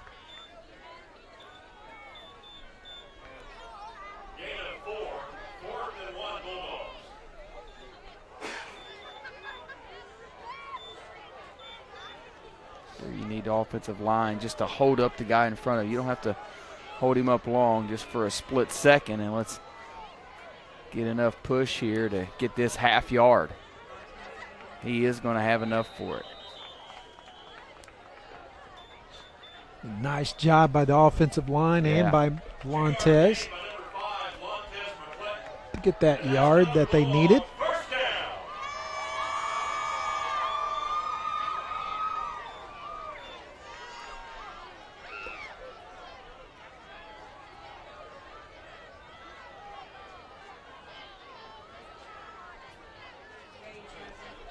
Gage keeps it. Not able to get very much. Maybe a yard or two. Maybe about a yard probably. 2nd and 9. Kind of faked me out. I thought that me too. he'd hand it off to Lontez. Next thing you know, Gage is sprinting out to his right. But Kennett did a pretty good job of staying home on those assignments.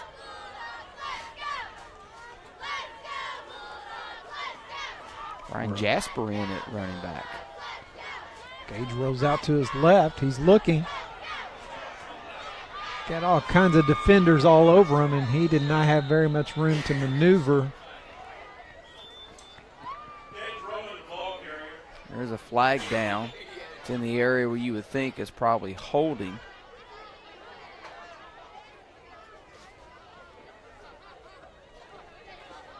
If it's against the Bulldogs, Kennett may decline. We'll see. Actually motioned against the Bulldogs and a block in the back against Sikeston. So 2 penalties against them. I think you're right, though. I think they probably go ahead and decline.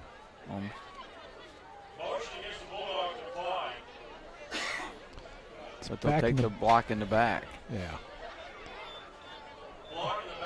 Wow, that's a spot foul, so that's from where it happened. So so the Bulldogs were at the 14-yard line, and they'll back all the way up to the 35. 2nd and 31 Wow. Second and 31 for the Bulldogs. You got this in the playbook, Jeff? No. You just need 3 10-yard plays is all you need.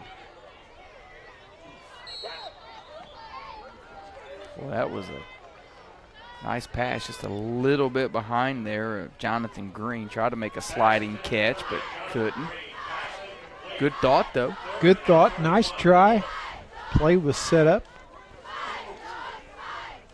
Gage and Jonathan Green just couldn't connect on the pass.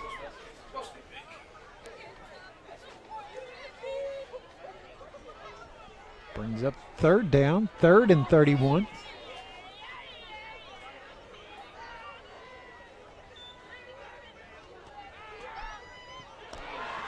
Picked off by Kennett's defense. Number 2 intercepted. Took it all the way to the 48-yard line for Kennett, and that's where they will take over.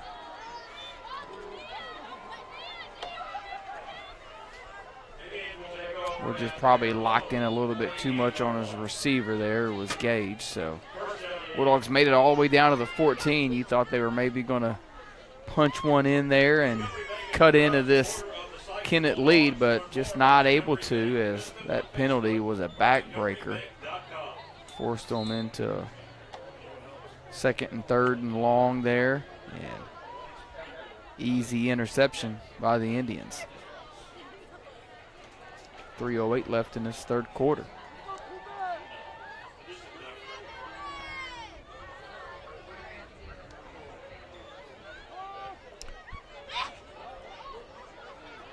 Nice job by the Bulldog defense. Yeah, that was Gage coming up from his safety position.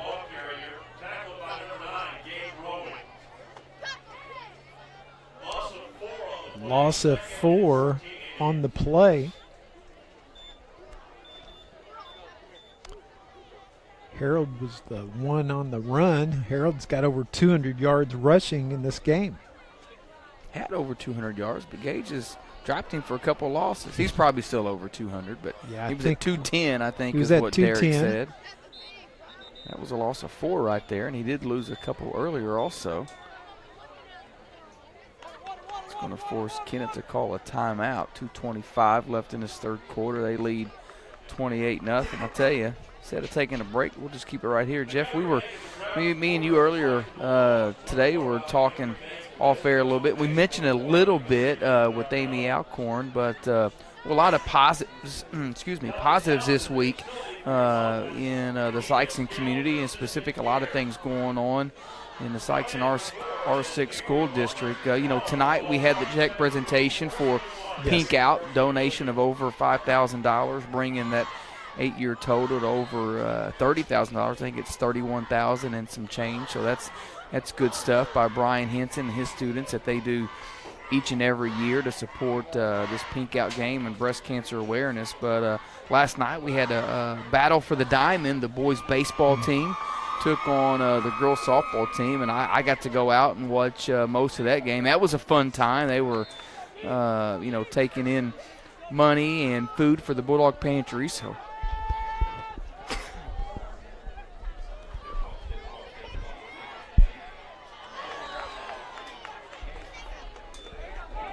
well, the pass falls incomplete right there. Bulldogs got a little lucky maybe on that one. That was a nice throw by the quarterback.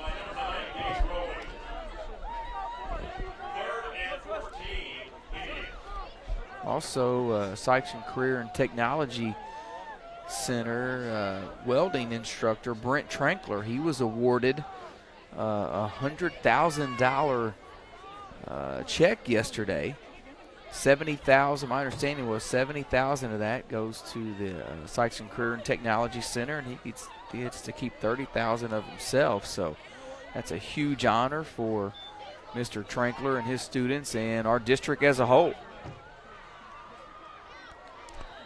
Pass attempt by Kennett is successful.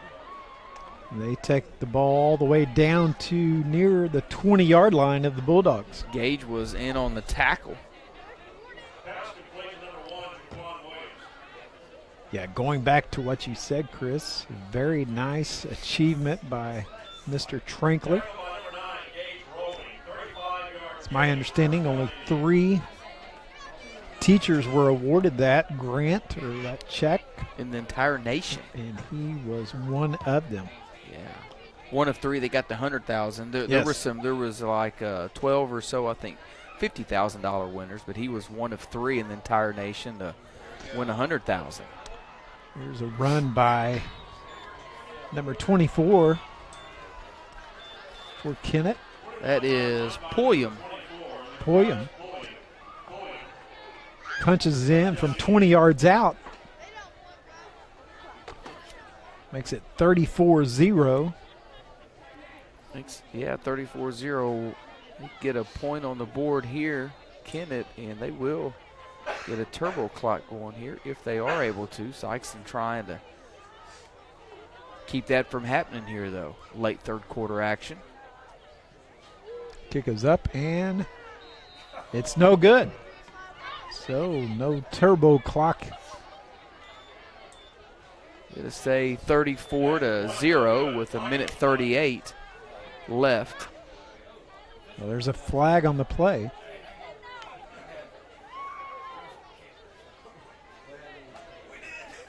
And we get a roughing the kicker against the Bulldogs, so they're going to get to try that again.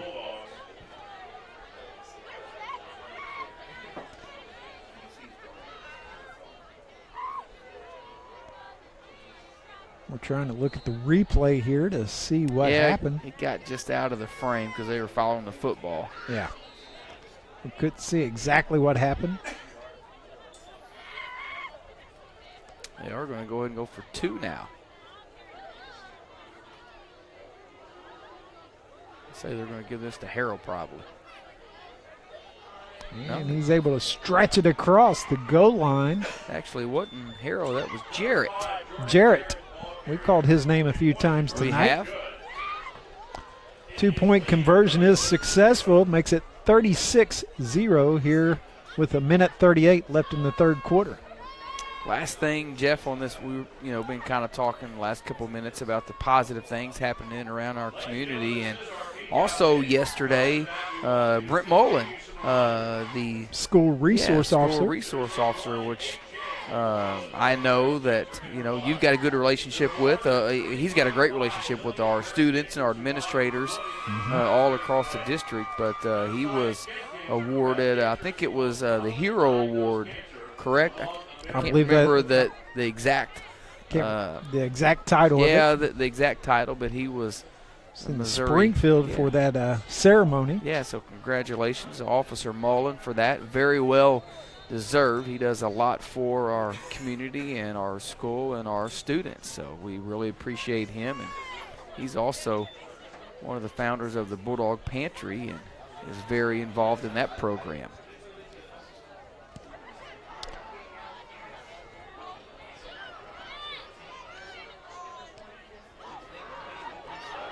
Keon Graham takes the kickoff and returns it to about the 32-yard line. It is a 36-point lead, so that clock will continue to run. Just over a minute left, 65 seconds left in this third quarter. Like you said, Chris, a lot of positive things happening in the school district and in the community. People should be very proud of what's going on here in our community.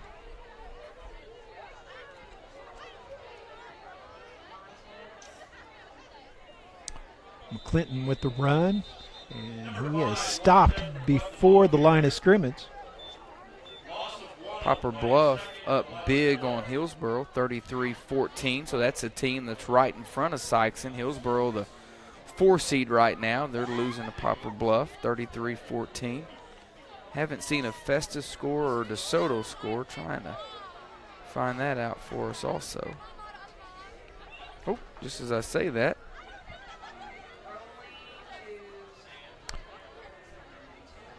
Rolling is able to connect on a pass to his tight end, Sam Drury. And that ends the third quarter. Kennett leads it 36-0. We'll step aside for a quick break. We'll come back, and Jeff will have fourth quarter action, and we'll check some of those area scores. You're watching Sikeston Bulldog football on SPS TV.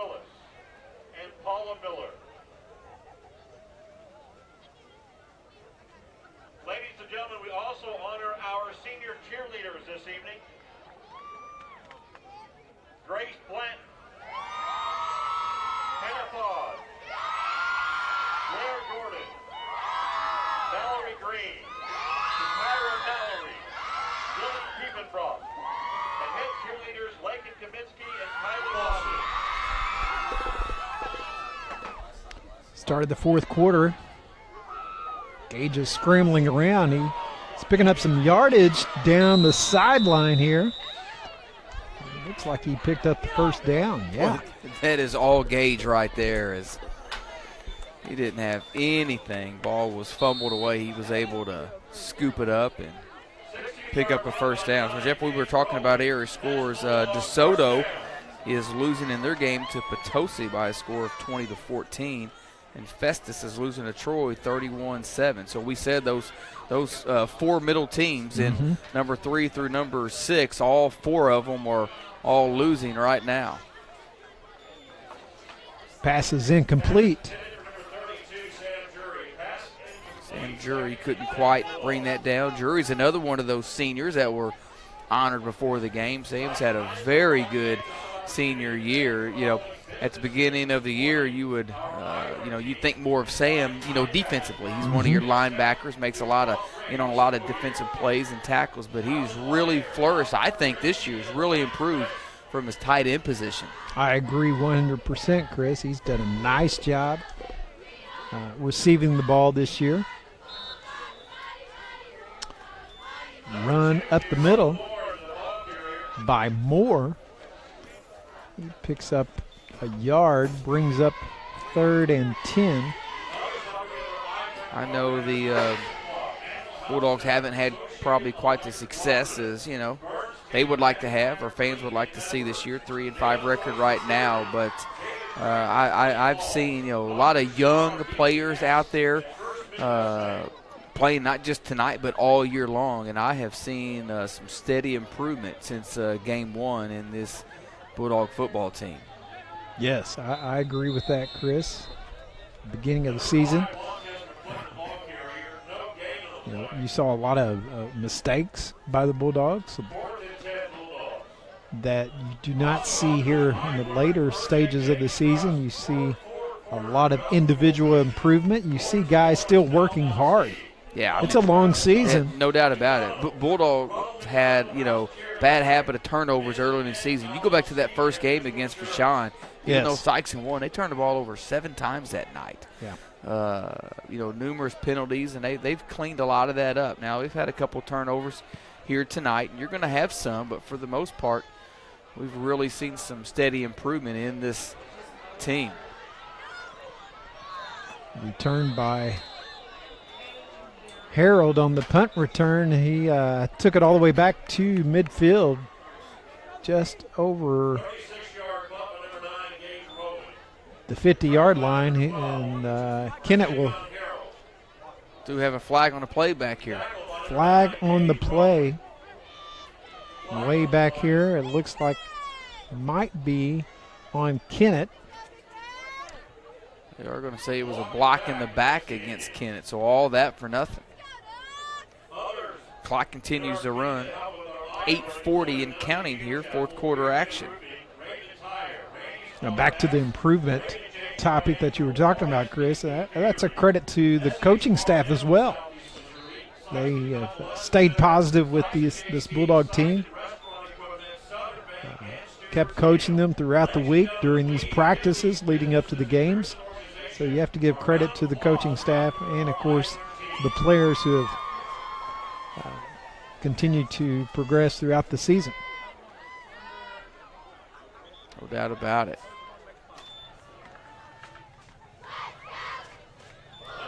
Harold's still in there running, only a gain of 1 on the play for him. Chris, that's something we really don't talk much about. You and I both have coached high school level. Me, a few more years before you came along. But anyway, the life of a coach during a sports season, I mean, that is your life. There's no doubt about it. And your family sacrifices for you, and you spend a lot of time. A lot of people don't realize the time commitment during a season for a coach. Absolutely no doubt about it. These football coaches put in a lot of time during this fall season. On the weekend, you know, most people just see them out here on Friday nights, and there's a lot of other time outside of these Friday nights that goes into the prep. This is just a little bit of their time that they commit during the week to their sport. And that's across the board, whether it's a soccer team, softball, volleyball, all those coaches in each and every sport give their time and energy and talents and pour into these students. And, they want these kids to succeed, not just on the field. And that's something I think that our coaches do a good job of. And Coach Andy McGill, the athletic director at Sikeston, emphasizes a lot is not only, success out on the athletic field, but, making better men, making better women out of these student athletes beyond these 4 years in high school.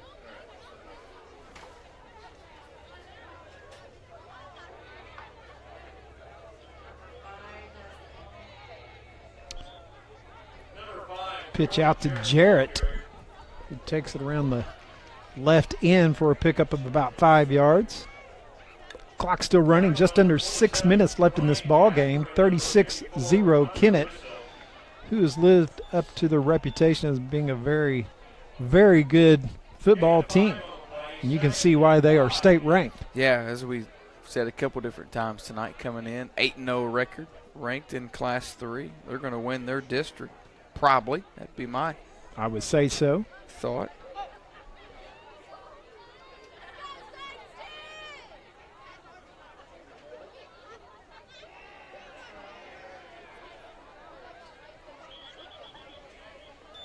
Pickup of a couple yards on the running play.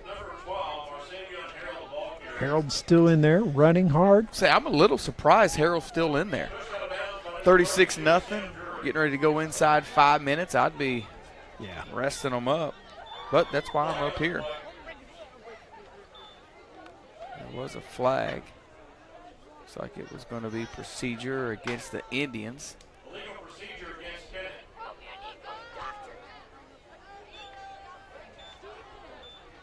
Second and 10 for the Indians.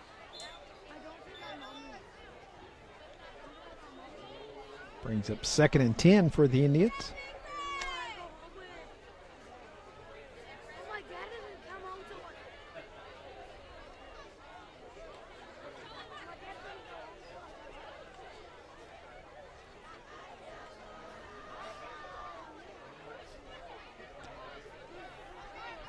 Harold up the middle. He breaks loose. He's got the first down and more. He gets about 20 yards on that carry. Number 12, Marsavion Harold ball carrier. Tackled by number 20, Keon Bulldog defense still playing hard out there. Number 82, CJ Posey. 19-yard gain on the play. First down, Indians. Looks like Harold's going over to the sideline. Going to get him out of this ball game, I would think.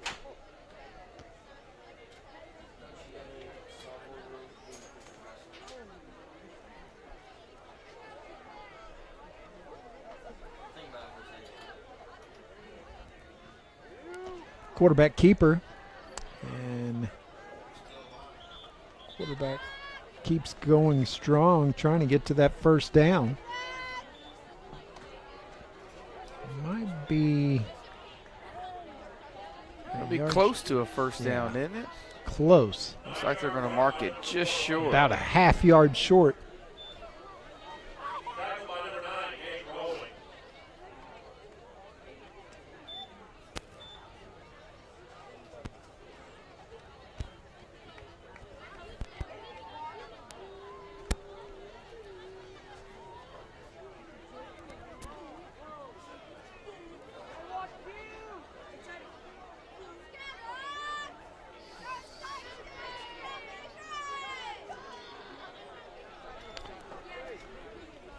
Quarterback keeper picks up the first down.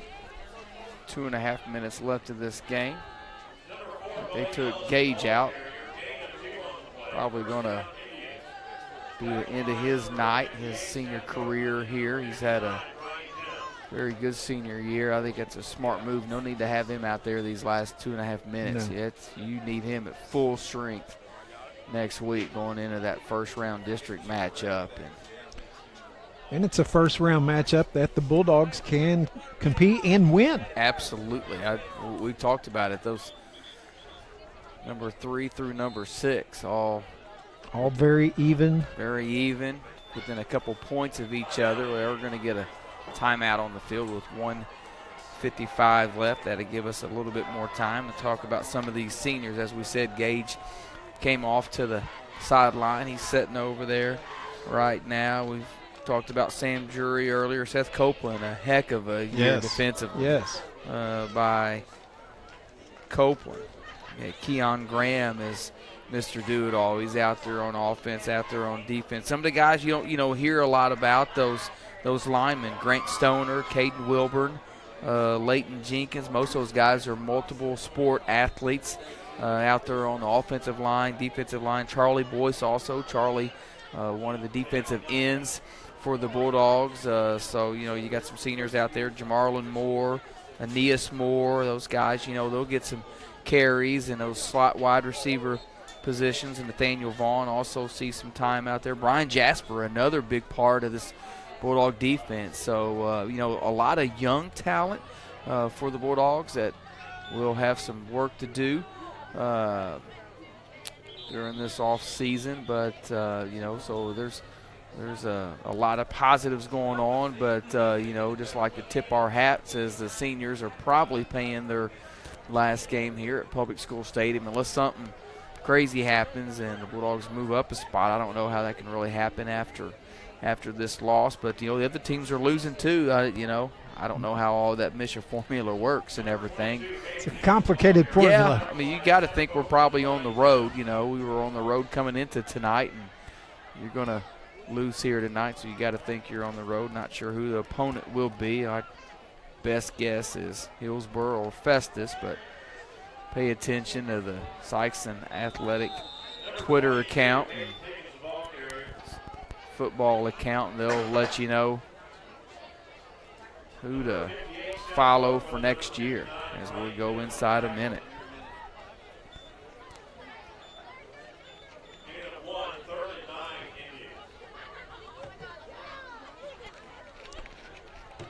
Recent years, Bulldogs have played Hillsborough a few times. Yeah. Don't recall playing Festus that much. Maybe played them for the district championship a couple times. Yeah. If I remember, in the last number of years.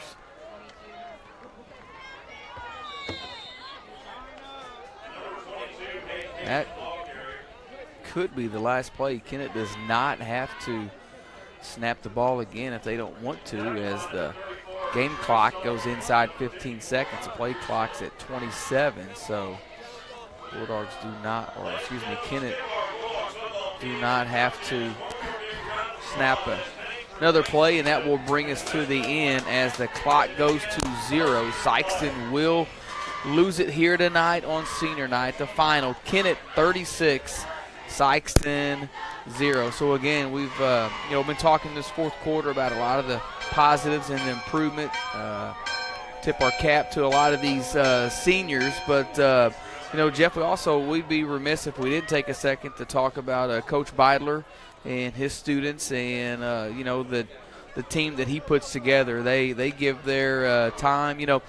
A lot of folks, obviously, you're tuning in, watching these productions on Friday night, but a lot goes into this other than just Friday night. These students are doing a lot throughout the week to get this equipment ready, to get this production ready, and Mr. Beidler does a great job each and every week of kind of heading up this production. He's got some great students that I know he's proud of in his digital media class, so just a tip of the cap to them on this season and everything that those students have done. They've done some fabulous camera work this year. I've been very impressed with the camera work that they've done and providing a lot of these replays that we're able to bring you. It's really a first-class production. So good that KFVS never even has to show up to our games anymore. They just take right from our feed, and so that's a testament to Mr. Beidler and everybody that's involved in this. So thank you to him and those students.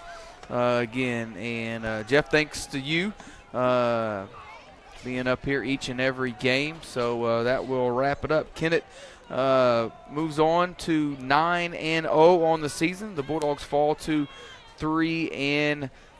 So this will be our last broadcast for this season. So I'm Chris Hotchkiss for Jeff Williams. Until next year, go Dogs.